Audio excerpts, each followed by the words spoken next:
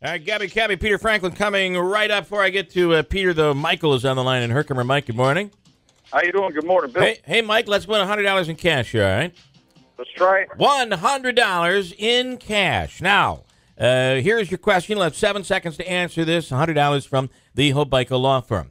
The original Saturday Night Live that we see on SNL, that we see on NBC, that was not the first. In fact, they couldn't even call it Saturday Night Live. They had to call it Saturday Night because there was another program on with the name Saturday Night Live. The original, here's your question, the original Saturday Night Live was actually a program on ABC hosted by which celebrity announcer? Ready, go. Howard Cosell. Howard Cosell is absolutely correct. Winning. He's Wow, right. Winning. $100 in cash, man. Beautiful. You pulled that one out. Howard Cosell, for like a season, hosted Saturday Night Live. And it wasn't until after that show went away that SNL could actually be Saturday Night Live. So there you go, Michael. How about that? $100 in cash to start things off. That's a perfect day to start work. Perfect way to start the day. And you know, we had it there. I heard the Howard kind of come out, and you struggled, and you got it. And you get $100 in cash. Pretty good. Pretty awesome. I'm going to give you to Andrew. He's going to hook you up. He beat that 7-second clock. He did. Not easy to do. It's not easy to do. Mike, congratulations. $100 in cash. And I'll ask again, why in the hell does this happen in the 6 o'clock hour every time? I don't. It's a good question. It could be right that you're fresh in the morning. We've talked about that before. But I have to say, on your impression of Cosell, I think it's a little Cosell and it's a little... Yeah, it's not much of a Howard Cosell. The Count from Sesame Could Street. be.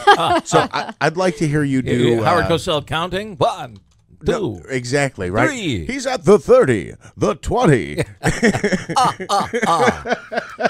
Yeah. Howard Cosell used to do the thing on ABC, and I'm going to tell you something. It was ABC Radio, and it got so bad at the end, he was getting a bit senile.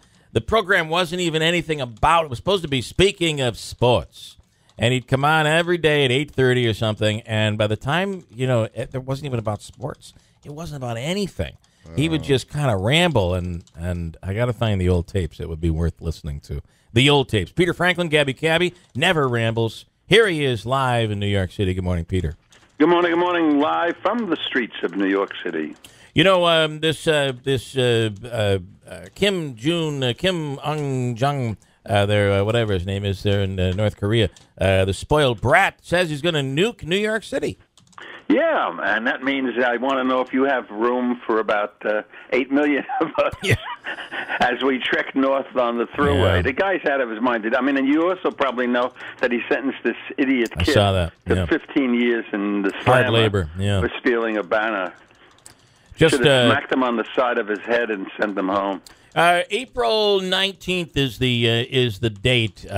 There's got to be some anticipation that for the first time in, I don't know, since the 1970s, a primary is coming to New York that is going to be somewhat contested. It's going to mean something.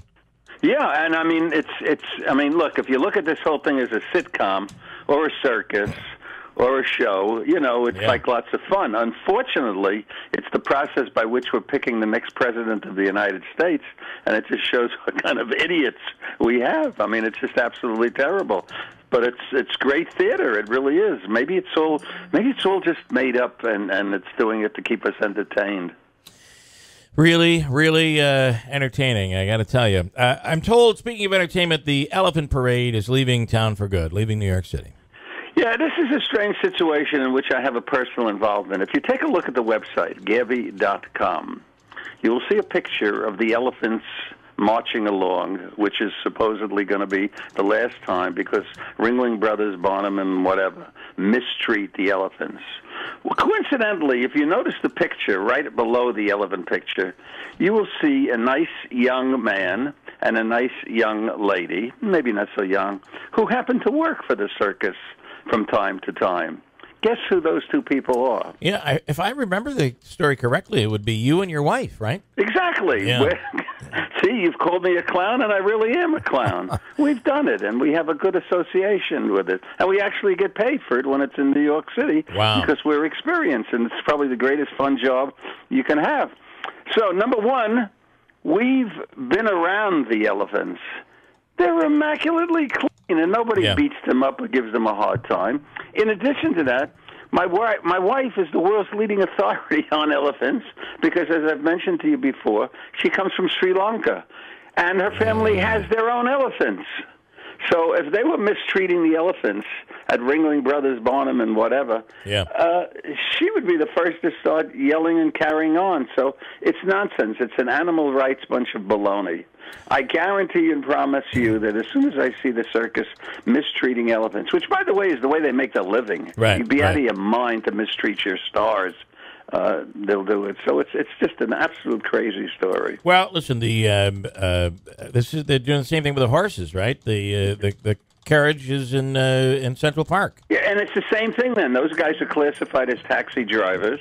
That's how they make their living. I'm not saying there isn't an occasional idiot who doesn't take care of their animal the way they should. Yeah. But, I mean, that's the way you make your money. That's your income. So, you see, you can now legally and properly call my wife and I a bunch of clowns. Let's see here. New York's new status as a sanctuary city. This involves the immigration situation, right?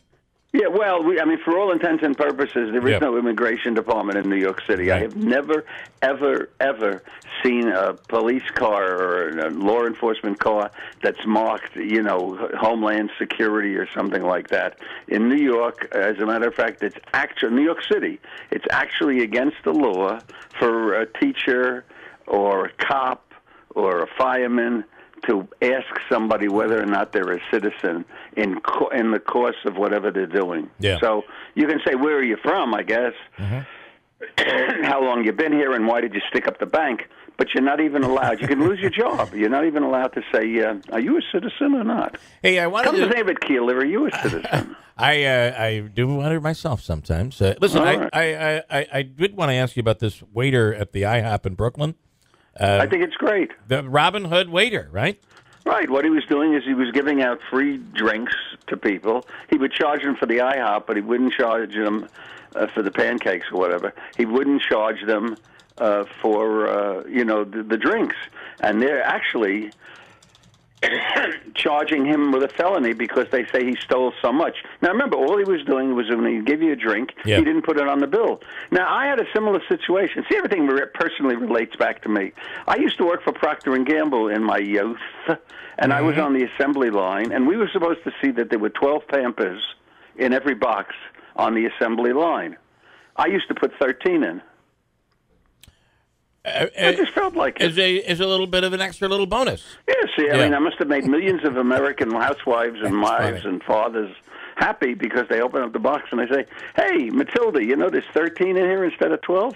Now that I've revealed that little fact, which I did before to Pampers years afterwards, they couldn't care less. So I guess they're not going to put me in jail. At the end of the day, that's not even done, I don't think, by a human anymore today. No, I probably was the last person in the history of mankind who did that. That was in a place called Tunkanen in Pennsylvania. Yeah. I want to end with this here, if we could. And you've been watching the violence in these presidential campaigns, the Trump events, and Trump's a New Yorker. You can't imagine that same violence is going to come to New York when the primary comes to New York in April. Do you think? Nah, we're pretty good at that. And by the way, you say Trump is from New York. Everybody's from New York. Good point. Bernie Sanders is from New York. Hillary, was our senator from New York. Everybody's from New York. We're the main drag right now. Yeah, it's a whole New York primary going on. That's right. And I think my own personal prediction is I think for the first time the Republicans are going to win New York City. You could see that to be the case. A lot of people say, including our man Jim Zecca, that Trump will win New York in the general election. Going to be very, very interesting to see. Peter Franklin, good man. Thanks for the time. We'll talk to you again next week. Gabby Cabby. It's Gabby.com. And Peter, as you know, you give the best tour in all of New York City. Well, thank you. Right. Bye-bye. Peter Franklin. And it really is an awesome tour. And it's an all-day tour. He takes you around to places you never even knew existed in New York. Go to Gabby.com for details. Coming right back at WIBX.